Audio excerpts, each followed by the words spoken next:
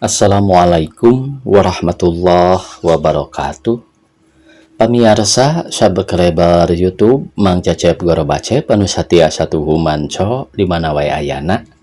Dina dangat ayeuna urang neraskeun hanca carpon tina majalah Mangle tahun 1863 nomor 68. Carpon anu baris kapidangkeun dina dangat ayeuna judulna nyaeta Sasakala Situ Sang Hyang. Ieu didongengkeun deui ku Walet Awang. Duka saha cenah ieu nu ngarang namanya di dieu teh aya teu dicatet ieu teh pamirsa. Sumangga supados teu nyangkolong teuing kana waktos wilujeng ngadangukeun.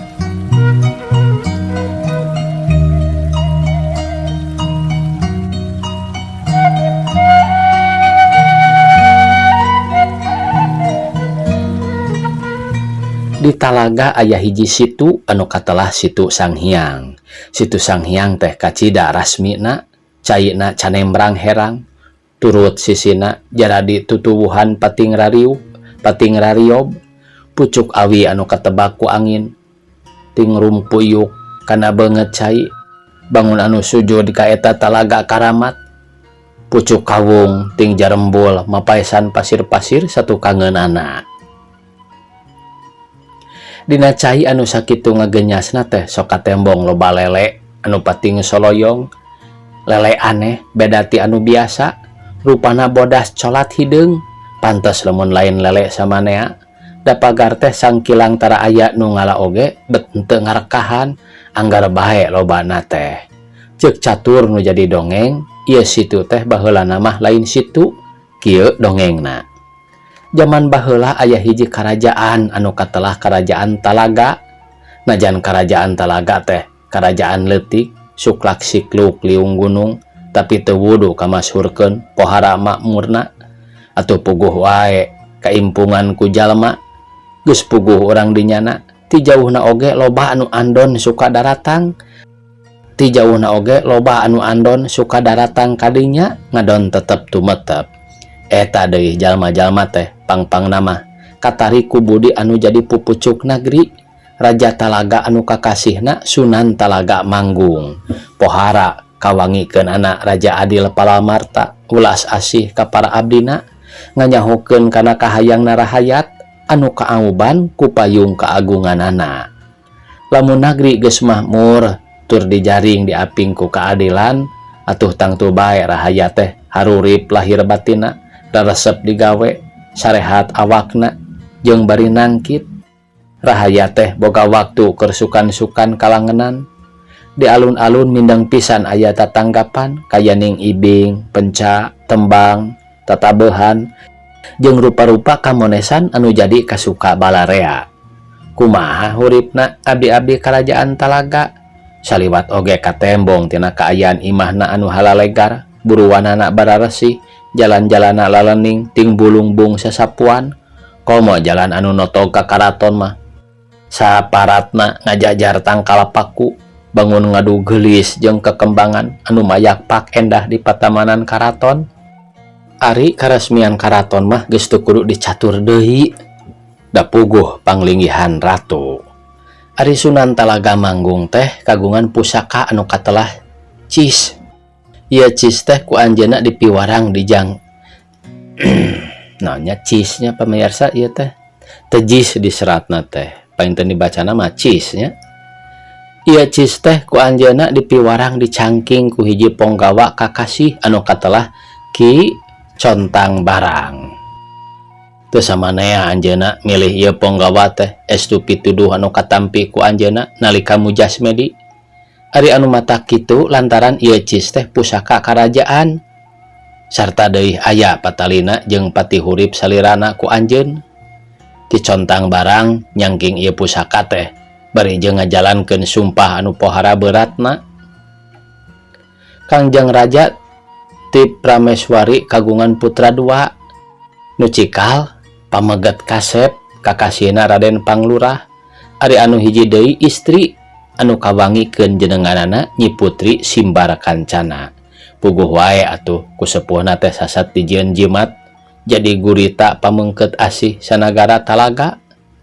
Ngan aya anu jadi kasalempang sang raja teh eta Raden Panglurah bangun anu popohoan kana tatapa ngisat salira. Soal-soal kadunyaan kanagaraan bangunna teh teu teuing dipirosea, padahal kapan anjeunna teh digadangkeun baris ngagentos ramana nampi pusaka ti luluhurna. Tapi ari rek dihalang-halang bisi wae matak goreng balukarna. Maklum putra anu keur sakitu husuna kana ilmu.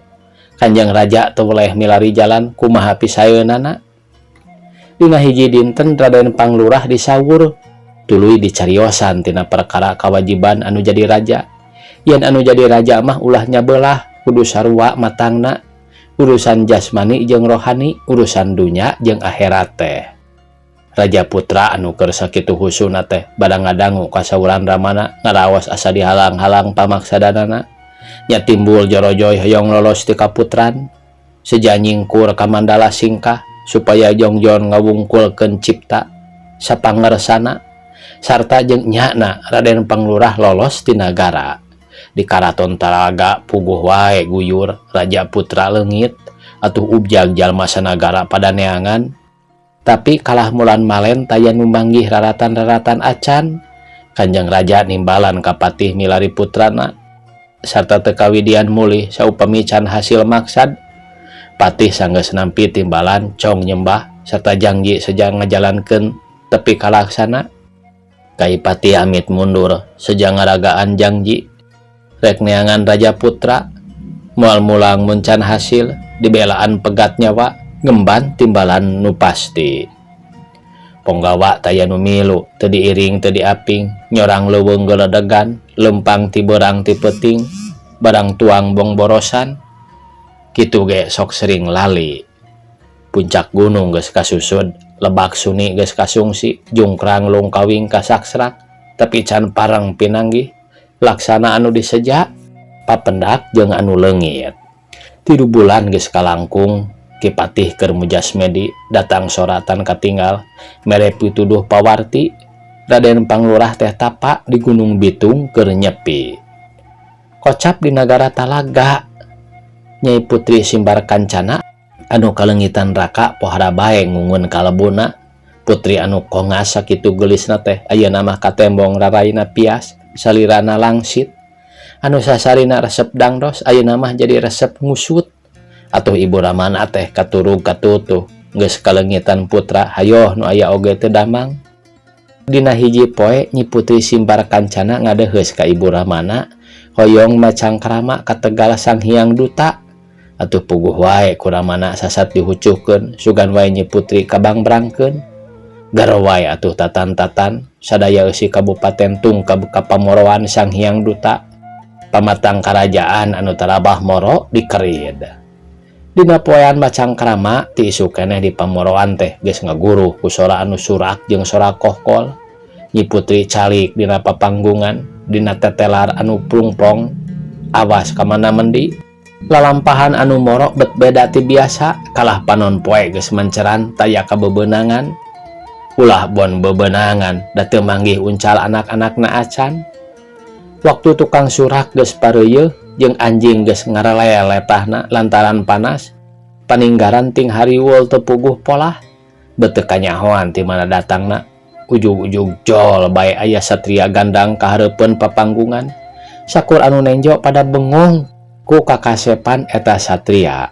Ku Nyi Putri dipariksa. Sinatria pangapunten, ti mana nyalembur matuh Mandala Jaya jeung naonnya sumping tan palarapan ka ieu Tegal Pamoroan. Eta satria teh teu ujug-ujug nembalan anggur neuteut bae ka Nyi Putri, reuy bae pamunten Nyi Putri beureum, getih asa ting saria kana rarai. Nyi Putri barang tepung teuteup teh bet beda raraosan, asa direrab tapi teu panas, ting selekit tapi teu nyeri. Kitu deui satria teh teu gancang ngawalon soteh kasima ku rasana sorangan. Tapi lila-lila mah ngawalon pokna. Nu Nyai Putri nu ieu nuju nangtung di payuneun teh wasta Palembang gunung, dongkap mah tebih ti ditu ti sabrang. Nu mawi dongkap ka dieu menawi bahan katampi seja bade kumawula. Gancaning carita nuker macang keramat teh tuluy wae buriak mulih ka nagara. Morok teh teu bebenangan ngan menang uncal kasep bae hiji. Palembang Gunung dideheuskeun ka Kanjeng Raja sarta ku Kanjeng Raja diangkat jadi punggawa karaton. Ka ieu satria puguh wae loba anu panasaran ku datangna nu teu lumrah jeung panasaran naon saenyana maksud Palembang Gunung datang ka nagara Talaga. Tapi taya saurang ge anu bisa menang katerangan Palembang Gunung tetap ngandung Rusia. Ki ponggawa bisa pisan ku mawulana teh, malah ku ponggawa sejen mah dianggap kaleuweuhi, dianggap tukang jilat. Nya bae teu lila Palembang Gunung geus diangkat kana mantri. Malah lantaran Ki Patih Suwung saenyana Palembang Gunung teh kakawasaanana mah geus cara patih bae. Barang manehna geus boga kakawasaan anu sakitu gedena, adatna oge bet jadi undak. Loba pisan abi-abi anu menangkan nyeri lantaran dirampas bandana atawa rabina. Ari rek unjukan ka raja can aya nu wani da puguh Palembang Gunung teh sakitu kaanggona ku Kanjeng Raja. Malah teu pamohalan baris dipulung minantu. Abi-abi teh estu nyengcem kapeurih dina ati bae teu bisa kedal. Saha nu wani atuh da Palembang Gunung teh rimbiel ceulina, rapang matana, da puguh gede kawasana. Urang Talaga sorangan loba anu sabongbrong, malah saurang kaki tangana anu pohara kadeheusna nyaeta Ki Contang Barang nu kapapancenan nyakal cis pusaka. Tiasa wae cis teh pantenya tina keris buat. Palembang Gunung teh rek ngarebut karatuan ku jalan Pirusa, tapi nyaeta jalanna demit pisan. Ki Contang Barang di badamian dibibita sangkan manehna daek nelasan raja, da nu sejen mah taya nu karong pibisaeun. Mimitina mah Ki Contang Barang pohara teu sapukeunana, tapi sanggeus hayoh di bibitaan kudunya berana jeung disingsieunnan yen mun teu daek ulah sambat kaniaya. Tungtuna mah Ki Contang Barang poho kana ageman kaponggawaan kairid ku kajuligan. Nalika hiji wengi Kanjeng Raja nuju angkat di taman kadua prameswari teu kanyahoan beres bae aya nu 12 di pungkurna. Bari ngarumpuyuk Kanjeng Raja sasauran ka nu 12. Contang Barang beteu beunang dijieun lalaki nagri. Hanteu maneh moal tulus mulia. Baris katandasa ku kalakuan sorangan. Bro wae Kanjeng Raja rubuh. Prameswari ngajerit tuluy kapidara. Contang Barang keuna ku supata.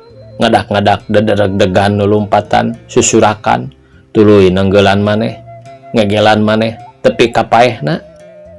Ari sang raja pupus teu ngababatang salirana ngahiang. Empang anu aya di patamanan caina ngagedean leb-leban. Kekembangan anu laletik geus kakembeng cai terus bae ngagedean maninya. Tungtungna karaton oge leb wae kakeueum malih warna jadi situ. Sigeug eta kocap Raden Patih anu milari Raden Panglurah geus anjog ka Gunung Bitung. Nya bae Raja Putra teh keur menakung tatapa. Gancangna geus keur saeun deui mulih ka nagara, tapi ari sumping bet karaton geus teu aya ngan aya situ bae canembrong. Segruk bae anjeunna nangis emut kana lalampahanana ku anjeun. Rumaos mentingkeun teuing pangajak rasa sorangan ngabaekeun kana kawajiban nagara. Bari nyungkem Citalaga anjeunna sumpah baris nebus sagala katunaan salirana. Tah kitu dongengna. Eta situ teh cenah nelah bae diserebut situ Sang Hyang. Pedahnya di dinya Sunan Talaga manggung ngahiangna. Ari lele bodas colat hideung nusok tembong di eta situ, eta teh cenah para ponggawa karaton. Tina hal Palembang Gunung teu kacaritakeun deui jigana bae ti karelep di situ Sang Hyang. Kitu cek dongeng nu didongengkeun deui. Tamat cenah ieu pamirsa. Didongengkeun deui ku Walet Awang. Sakitu anu tiasa kapihatur. Wassalamualaikum warahmatullahi wabarakatuh.